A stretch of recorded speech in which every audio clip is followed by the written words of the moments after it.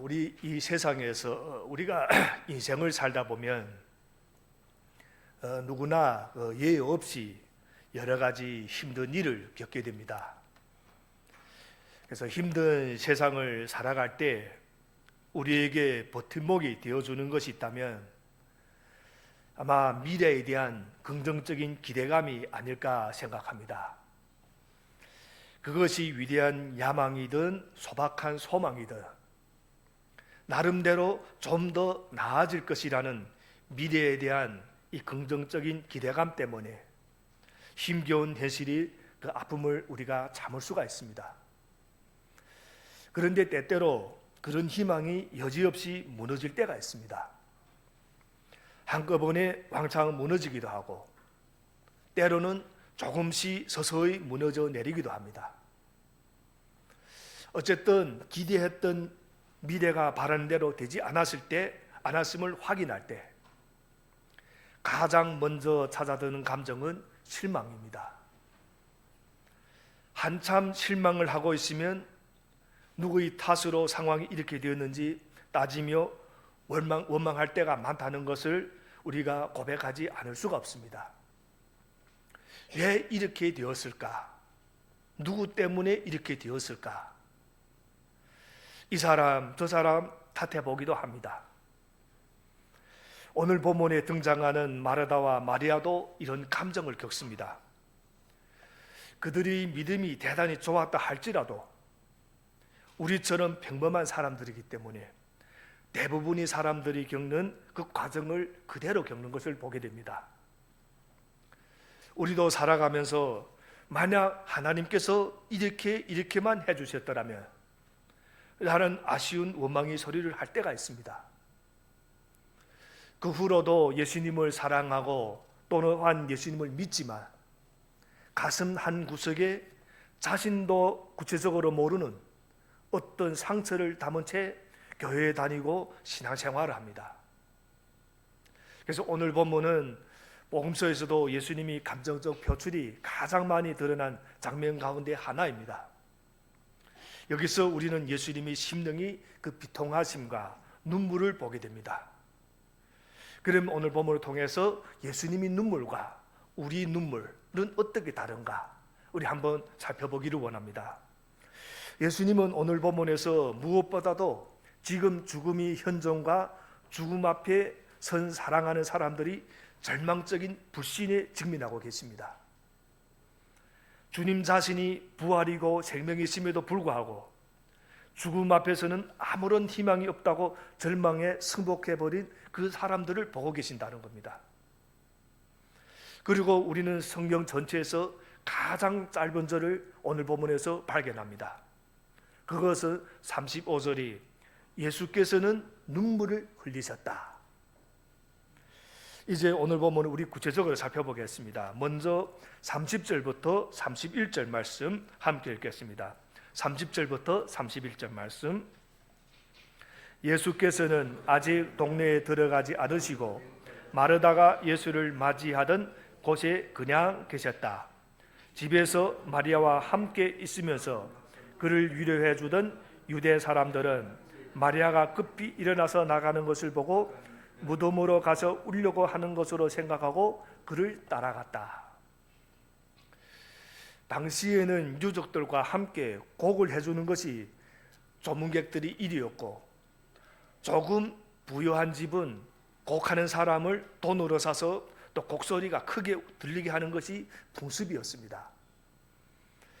당시 큰 곡소리가 날수록 또 그 집안의 명예가 올라가는 일이었습니다. 하지만 마리아에게 조용히 전달된 메시지는 죽음이 장소인 무덤으로 나오라는 것이 아니라 생명의 주인이신 예수님께 나오라는 것이었다는 겁니다.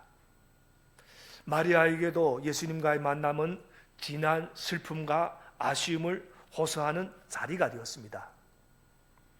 마리아는 예수님을 보자마자 마르다와 똑같은 말을 합니다.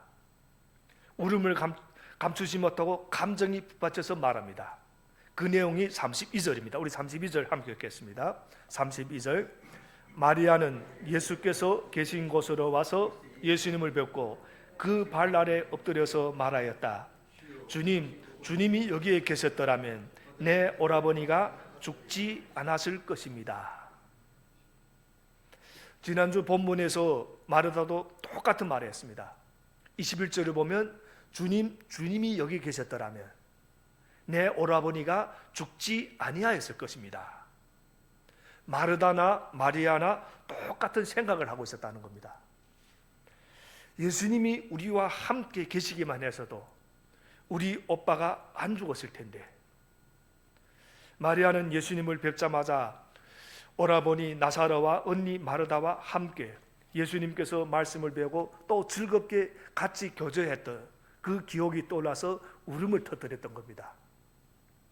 그리고 뒤따라온 조문객들도 그 모습을 보고 같이 웁니다. 예수님도 예의가 아니었습니다. 33절 우리 함께 읽겠습니다. 33절 예수께서는 마리아가 우는 것과 함께 따라온 유대 사람들이 우는 것을 보시고 마음이 비통하여 괴로워하셨다. 예수님은 마음이 비통하여 괴로워하셨다고 합니다. 여기서 마음이 비통하여 괴로워하셨다, 이 말은 분노가 올라왔다는 말입니다. 원어로 보면 분하게 여기시고 울컥하셨다는 말입니다. 마리아가 울고 유대인들이 우는 모습을 보신 예수님은 분노하며 괴로우실 정도로 마음이 아프셨다.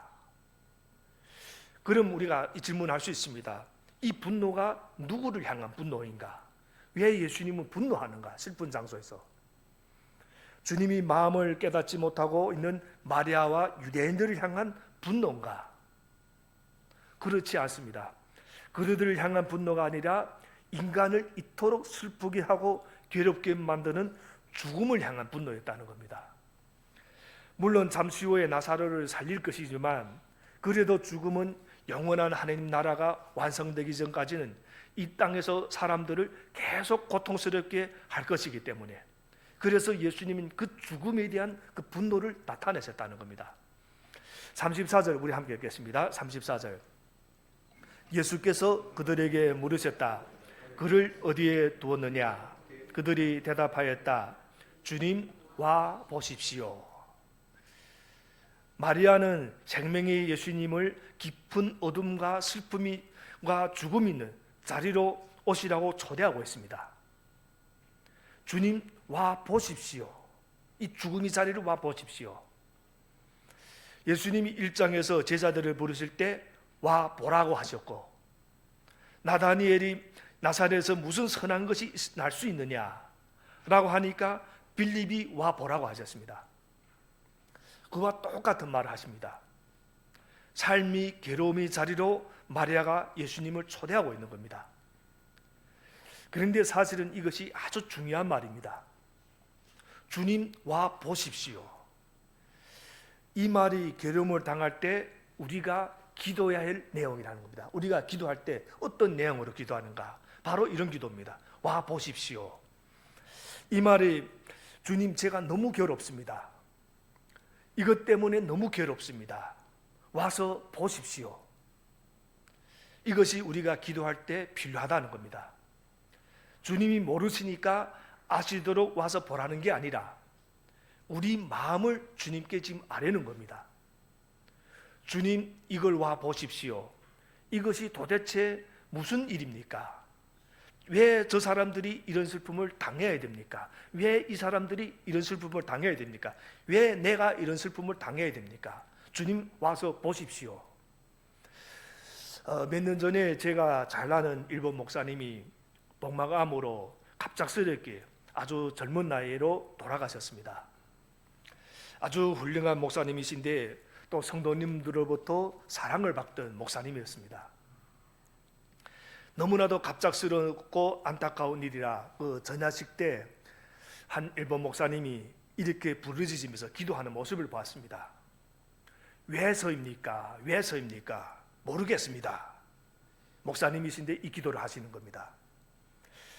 그리고 또 악한 사람들이 득세할 때 주님, 왜 저런 악한 자들을 그냥 두십니까? 좀 와서 보십시오 라고 우리도 하소연하고 싶을 때가 얼마나 많습니까? 그런데 이것을 머리에만 담고 있는 것이 아니라 기도로 쏟아낸다는 겁니다. 주님 와서 보십시오. 이것이 왜 이렇습니까? 우리 주님이 모르셔서 보라시라는 게 아닙니다. 다 아시지만 내 마음을 주님께 지금 아뢰는 겁니다. 그런데 괴로움의 자리로 초대한 것에 대해 예수님은 어떻게 응답하셨는가? 놀랍게도 예수님 역시 우리에게 와보라고 하십니다. 어디에 와서 보라고 합니까? 그 끔찍하고 참혹한 십자가에 와서 보라고 하십니다. 십자가를 가르치시는 겁니다. 괴로움을 당할 때 우리는 외칩니다. 내가 고통당할 때 주님은 도대체 어디에 계셨습니까? 왜 내게 이런 일이 일어나게 허락하십니까? 우리가 이렇게 기도하며 외칠 때 물을 때 주님은 뭐라고 하십니까? 십자가를 보라고 가르치십니다. 그런데 우리 삶의 고통에 대한 예수님의 대답은 단지 십자가의 죽음만을 가리키는 건 아닙니다. 내가 너를 위해 이렇게 목숨을 내어줬다 하는 이 십자가의 죽음에 대한 예수님의 대답에 거기에 머물지 않는다는 겁니다. 그 죽음을 넘어서서 영광이 빛이 비치는 부활의 자리까지 우리를 데려가시는 겁니다. 저 십자가를 보아라. 그리고 십자가를 넘어 부활의 영광을 보라고 하십니다.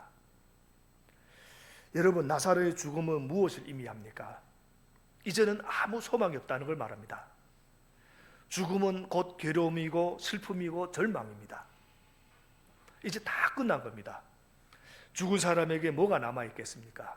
그런데 그러한 인간의 현실을 예수님이 생명의 능력이 역전시키고 바꿔버렸다는 겁니다. 아무 소망이 없는 절망적인 삶이 나사로의 살아남으로 소망의 삶이 되었습니다. 이것은 예수님이 부활하심으로 어둠과 절망 속에 있던 우리 인생에 빛이 비치고 영광과 소망으로 가득하게 될 것을 미리 보여주시는 것. 다시 말해 이 죽은 나사로를 살리신 이 사건은 예수님 자신이 부활을 미리 암시해 주는 사건이라는 겁니다. 그 첫 번째 증거가 바로 34절에 있습니다. 예수님이 34절에서 그를 어디에 뒀느냐라고 하시는데 예수님이 몰라서 물으시는 게 아닙니다. 그러니까 이 나사로 사건을 통해서 요한복음은 무엇을 보여주는가? 나사로가 죽었다 살아나는 것은 그 자체로 끝난 것이 아니라 예수님이 죽으시고 부활하실 것을 미리 보여주는 사건이라는 것을 암시해 주는 사건이라는 겁니다. 다시 말하면 일종의 연습일 수도 있습니다. 어떤 큰 공연할 때 리허설을 합니다. 이것은 마치 어떤 리허설과 같은 것. 본 공연에 앞서서 하는 리허설이 나사로 사건이고 이제 본 공연은 당연히 예수님이 죽으심과 부활이십니다. 그리고 또 다른 증거는 마리아의 눈물이었습니다. 요한복음 20장 15절을 보면 예수님이 시신이 없어져서 막달라 마리아가 눈물을 흘렸는데 여기서 오라버니 나사로의 죽음 앞에 울고 있는 마리아의 눈물이 서로 이렇게 연결되는 것입니다. 예수님이 시신을 잃어버린 막달라 마리아의 눈물이 예수님이 부활을 체험함으로 닦아지고 사라진 것처럼 이제 오빠 나사로를 잃은 마리아 눈물도 이제 나사로의 살아남으로 인하여 닦아지고 살아난다는 겁니다. 사라진다는 것. 그래서 마리아는 그를 어디에 두었느냐 라는 예수님의 질문에 비통해하며 무덤이 있는 곳으로 이제 예수님을 안내해 드립니다. 이때 아무 말 못하고 울기만 하는 마리아를 보고 놀랍게도 예수님이 오늘 본문에서 감정을 드러내십니다. 35절을 보면 예수님께서는 눈물을 흘리셨다. 예수님이 우시는 모습은 사실 보기 드문 장면입니다. 예수님은 이 사건이 끝이 기쁨이 되고 하나님께 영광이 될 줄로 다 아셨지만 죽음이 만들어놓은 이 현실은 가혹하고 싸늘하기만 했습니다. 예수님이 우셨다라는 단어는 헬라어 원어로 보면 딱 단회적 1차적인 사건을 나타내는 그 단어를 사용했습니다. 그러니까 한 번 울고 끝나셨다. 마리아와 유대인들이 울었다는 헬라 원어는 계속 우는 이미 그 단어가 사용되었습니다. 마리아와 유대인들이 울었다고 한 것은 부르짖거나 흐느끼면서 계속 우는 울음이었다면 주님께서 우셨다는 것은 단지 한번 왈칵 눈물을 흘리셨다라는 것이었다는 겁니다. 마리아의 울음은 막 소리를 내며 통과가는 울음이었고, 예수님이 울음은 눈물을 쏟아낸 울음이었다는 겁니다. 절망하는 울음이 아니었습니다. 굳이 두 경우에 따라 다른 단어를 쓴 이유는 예수님이 느끼신 슬픔이 단지 마리아나 유대인들처럼 나사로가 죽어서 소망이 없어졌다고 우는 울음이 아니었기 때문입니다. 예수님은 나사로를 살리실 것을 다 알고 계십니다. 그러니까 뭐하러 죽었다고 막 슬퍼하며 우시겠습니까? 예수님의 눈물은 인생의 근본적 슬픔이 원인인 죽음이 다스리는 현실에 대한 그 슬픔을 나타내는 눈물이었다는 겁니다. 죄로 말미암아 인간에게 죽음이 찾아왔고, 죽음 앞에서는 아무 힘도 없는 것이 인간의 모습임을 주님은 보고 계셨다는 겁니다. 그리고 창조의 영광을 잃어버리고 죽음이 종이 된 인간이 비참함을 인하여 울고 계시는 것입니다. 아직도 하나님의 백성이 죽음의 영향 아래 놓여서 죄를 짓고 있는 그 현실을 향한 슬픔이었다는 겁니다. 소망 없는 슬픔이 아닙니다. 그래서 메시아를 나타내는 부분인 이사야 53장에서 이런 말씀하십니다. 그는 실로 우리가 받아야 할 고통을 대신 지고 우리가 겪어야 할 슬픔을 대신 겪었다.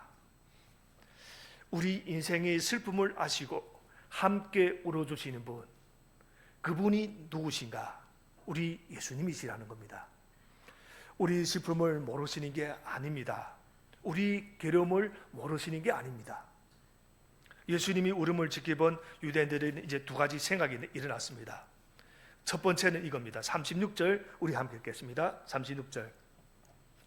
그러자 유대 사람들은 보시오, 그가 얼마나 나사로를 사랑하였는가 하고 말하였다.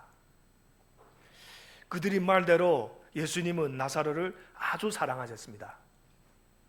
하지만 그분의 사랑은 단지 죽은 사람을 그리워하면서 눈물을 흘리는 정도의 사랑이 아니었다는 겁니다. 사람들은 나사로를 사랑하시기 때문에 요단강 동편의 베다니아에서 이틀을 지체하신 예수님의 사랑을 이해할 수가 없었습니다. 사랑하면 빨리 와야지 왜 지체했는가? 이 세상의 악한 일들과 고통스러운 현실을 볼 때 많은 사람들이 이렇게 이야기합니다. 이걸 봐라, 이런 일이 일어났는데도 신이 있다고 할 수 있느냐? 신이 있으면 어떻게 이런 일이 일어나느냐? 혹시 있더라도 그런 신은 사랑의 하나님이라고 할 수가 있는가? 사실 상식적인 질문이고 당연한 의문입니다. 그러나 그렇게 조롱하고 냉소하는 사람들은 이런 주님의 사랑을 이해하지 못하는 겁니다. 성령이 사랑을 이해하지 못하는 겁니다. 그들은 나사로의 죽음이 기쁨으로 변하게 하실 예수님의 사랑에 대해서 몰랐던 겁니다. 우리가 신앙생활할 때 우리에게 가장 중요한 질문이 뭐라고 했습니까? 우리에게 어떤 일이 벌어져서 야, 참 좋다, 행복하다, 너무 좋은 일이다 라고 할 때, 또는 나는 너무 불행하다, 너무 괴롭다, 너무 힘들다 라고 할 때 어떤 질문을 하라고 했습니까? 과연 그럴까? 너무 좋을 때 과연 그럴까? 너무 나쁠 때 과연 그럴까? 우리가 볼 때는 너무 좋다고 하지만 좋은 게 아닐 수가 있다는 겁니다. 우리가 볼 때는 너무 나쁘고 괴롭다고 하지만 그게 아닐 수가 있다는 겁니다. 주님이 관점으로는 다를 수가 있다는 겁니다. 여기서 예수님이 사랑하시면서 왜 저러나, 사랑하지 않으시나 보다 라고 느껴질 때 과연 그런가? 그분이 사랑은 자기 생명을 십자가에 내어주며 희생하시면까지 나사로를 영원히 살게 하실 사랑이라는 것을 사람들은 몰랐다는 겁니다. 사람들은 어떻습니까? 당장 나사로가 죽었다는 것만 보고 있었습니다. 그런데 예수님은 뭘 보고 계십니까? 여러분, 사람은 어차피 한 번 죽습니다. 지금 죽으나 나중에 죽으나 다 죽습니다. 그러니까 중요한 것은 죽은 그 다음인데, 죽은 다음에 영원한 생명을 얻느냐 못 얻느냐가 중요하지만 사람들은 지금 당장 죽어서 슬프다는 것만 생각하는 겁니다. 사랑하는데 왜 살리지 못하느냐 그것만 본다는 겁니다. 그런데 예수님은 사랑하시기 때문에 지금 죽은 것이 중요한 게 아니고 또 지금 죽었다가 다시 살아나는 것이 중요한 게 아니고 영원히 사는 것이 중요하다고 합니다. 진짜 사랑을 하면 제일 좋은 것을 줘야지 적당히 좋은 것을 줄 수가 없는 겁니다. 그러니까 지금 죽었다 살아나는 것은 제일 좋은 것이 아닌 겁니다. 왜냐하면 죽었다 살아도 또 죽기 때문에. 세월이 지나면 나사로는 또 죽습니다. 그러니까 지금 죽었다 살리는 것이 중요한 게 아니라 영원히 사는 것이 중요하다는 겁니다. 그 영생을 주기를 예수님은 원하셨습니다. 그게 진짜 사랑이고 그래서 예수님이 그런 사랑을 품고 오신 것인데 사람들은 그것을 이해하지 못했던 겁니다. 왜 예수님이 나사로를 이때 살리시는가? 이 질문 사실 또 그냥 두셔도 됩니다. 죽었으니까 그냥 두시고 다른 사역을 하셔도 되는데 왜 그를 또 살리시는가? 이 질문은 사실 예수님이 왜 이 땅에 오셨는가와 연결이 됩니다. 예수님이 왜 하나님의 아들로 메시아로 구원자로 그리스도로 이 땅에 오셨는가? 또 예수님이 왜 십자가를 지고 죽음으로 나아가셔야 했는가? 왜 죽으셔야 했는가? 그것이 바로 사랑 때문이라는 것. 그것을 알려주기 원하십니다. 육신이 죽음이 아니라 영원한 죽음을 이기는 길은 예수님이 희생적인 사랑밖에 없었기 때문에 이 사실을 모든 사람들이 기억하시기를 원하시는 겁니다. 그러나 유대인들은 예수님의 사랑을 제대로 이해하지 못했습니다. 37절 우리 함께 읽겠습니다. 37절 그 가운데서 어떤 사람은 이렇게 말하였다. 눈먼 사람이 눈을 뜨게 하신 분이 이 사람을 죽지 않게 하실 수 없었단 말이요. 36절에서는 보시오 그가 얼마나 나사로를 사랑하였는가 라고 했습니다. 그런데 여기서는 이 사람을 죽지 않게 하실 수 없었단 말이요. 이게 사람들이 생각하는 사랑입니다. 우리도 이렇게 생각합니다. 하나님이 애초에 슬픔도 없고 고통도 없고 굶주림도 없고 전쟁도 없고 자연재해도 없고 모든 게 없게 해주셨다면 얼마나 좋겠는가. 그래야 사랑이 하나님이 아니시겠는가. 이것이 우리가 생각하는 사랑입니다. 여러분 우리는 우리 앞에 벌어지는 일밖에 모릅니다. 뒤에 있는 원대한 하나님의 계획을 우리가 알 수가 없습니다. 우리가 어떻게 알겠습니까? 사람이 생각도 이해하지 못하는데 하나님의 생각을 우리가 어떻게 다 이해할 수가 있겠습니까?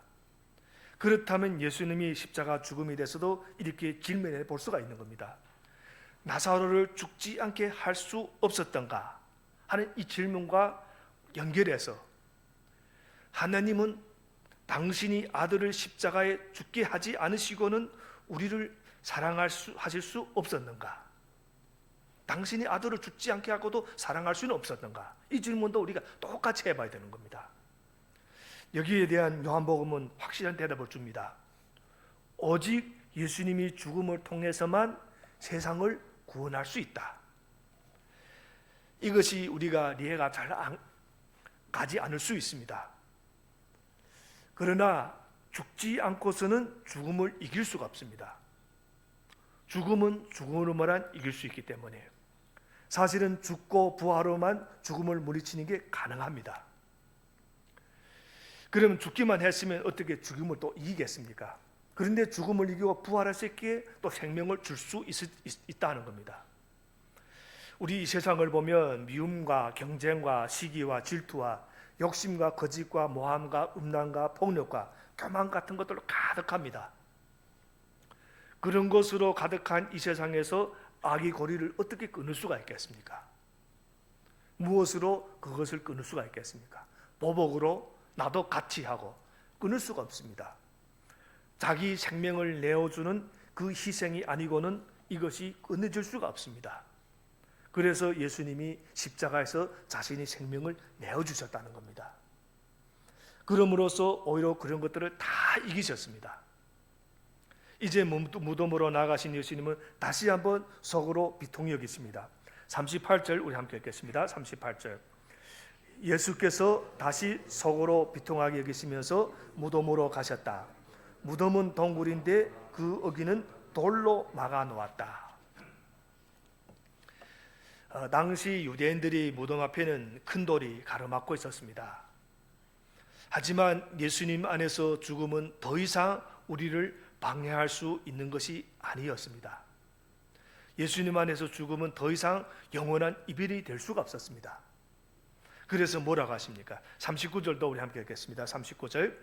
예수께서 돌을 옮겨 놓으라 하시니 죽은 사람이 누이 마르다가 말하였다. 주님, 죽은 지가 나흘이나 되어서 벌써 냄새가 납니다. 놀랍게도 앞서 아주 멋지고 귀한 고백을 했던 마르다가 여기서는 예수님이 사역을 방해하고 있습니다. 주님, 죽은 지가 나흘이나 되어서 벌써 냄새가 납니다. 사실 나흘째가 되니까 당연히 시체가 썩어서 냄새가 납니다. 그런데 이 정도가 마르다가 알 수 있는 예수님이었다는 겁니다.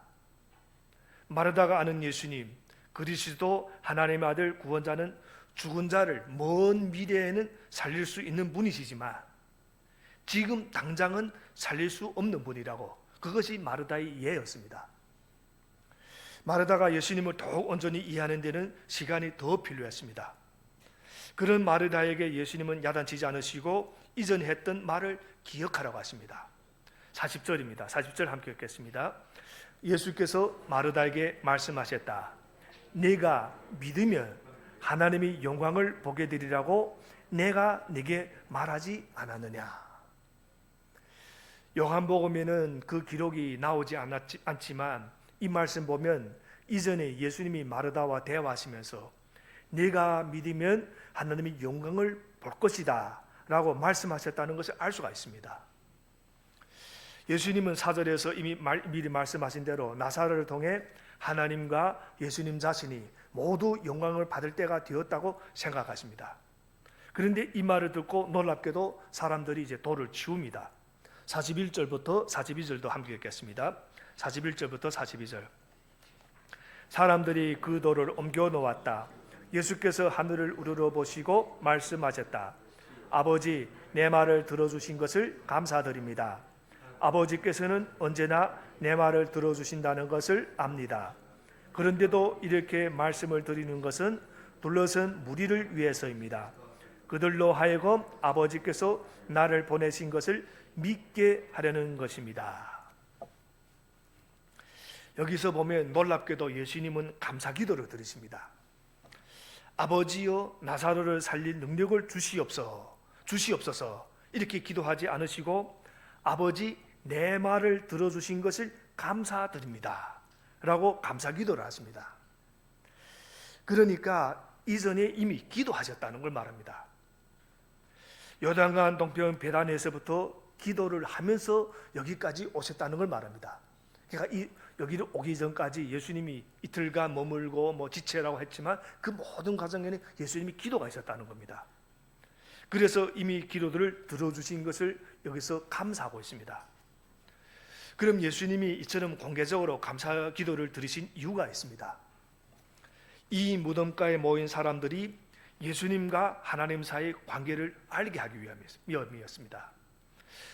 예수님 자신은 하나님이 보내신 분이라는 것, 또한 하나님은 자신의 기도를 들으시는 분이라는 것을 알려주기 원하셨습니다. 예수님께 중요한 것이 무엇이겠습니까? 당장 나사로를 살리신 것이 아니었다는 겁니다. 나사로는 지금 살아도 언젠가 또 죽습니다. 그러므로 지금 이 표적에서 중요한 것은 나사로가 살아난 다음에 그의 믿음이 더욱 강건하여져서 자기를 살리신 예수님 관계를 더 세워가고 그분을 더 알고 그분이 주신 생명 안에서 살아가는 것입니다. 그리고 나를 살리신 저분이 틀림없는 하나님의 아들 메시아이시다, 구원자이시다 하고 전하는 것, 또 이것을 목격한 사람들도 단순히 기적을 보고 끝나는 게 아니라 예수님을 가리키는 그 표적의 기적을 보고 예수님을 믿고 주님과의 관계를 세워감으로써 영원히 죽지 않은 생명을 얻는 것이 예수님은 더 중요했다는 겁니다. 여러분, 인생은 성공과 실패, 또 행복과 불행이 엇갈리는 삶입니다. 성공만 하는 사람도 없고 실패만 하는 사람도 없습니다. 행복하기만 한 사람도 없고 불행하기만 한 사람도 없습니다. 다 섞여서 우리가 살아가고 있는 겁니다. 그러므로 이런 삶 속에서 우리에게 가장 소중한 것은 행복하기만 할 수 없는데 행복만 추구하는 거 아니라는 겁니다. 우리가 당연히 주어진 길입니다. 행복할 수만 없는데 계속 행복하겠다. 그걸 추구하는 게 아니라는 겁니다. 그러면 우리가 얼마나 허무하겠습니까? 오히려 그 가운데서 영원한 생명을 누리는 것이 가장 중요하다는 겁니다. 당장 내 손에 쥐어진 것과 놓친 것에 대해서 일희일비하는 삶이 아니라 좋은 일이 벌어지면 막 좋아하고 나쁜 일이 벌어지면 막 괴로워하는 게 아니라 좋은 일이든 나쁜 일이든 상관없이 그 안에서 예수님을 알아가고 여기서 주님의 뜻은 무엇일까 하고 알아가며 주님을 더욱 신뢰하며 나아가는 것이 중요하다는 겁니다. 무덤을 가로막고 있는 큰 돌처럼 지금 우리 삶을 가로막고 있는 어떤 것이 있을지 모릅니다. 그러나 그 돌이 우리에게 문제가 아니라 진짜 문제는 영원한 죽음, 단지 육신이 죽음이 아니라 영원한 죽음, 이것을 나 혼자서 해결할 수가 없다는 겁니다. 그러나 누가? 예수님은 하실 수가 있습니다. 이것을 오늘 본문에서 보여주는 겁니다.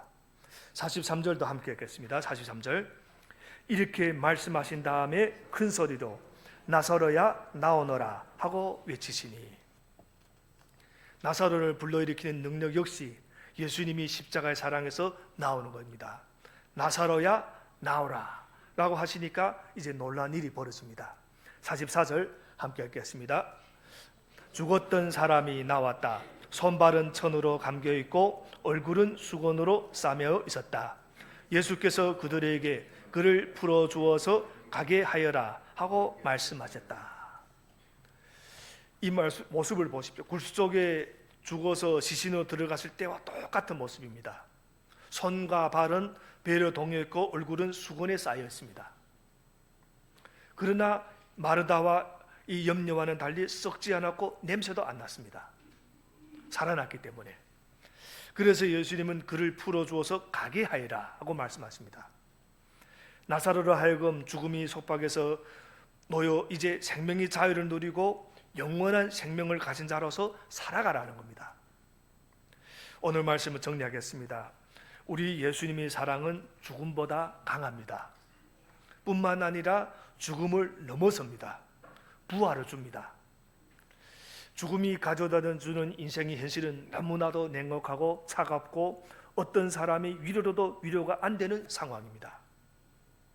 그래서 우리는 수없이 하나님 왜 이런 일이 내 삶에 일어나게 내버려 두십니까? 라고 괴로워합니다. 그러나 예수님은 그러한 괴로움이 오히려 기쁨이 되게 하신다는 겁니다.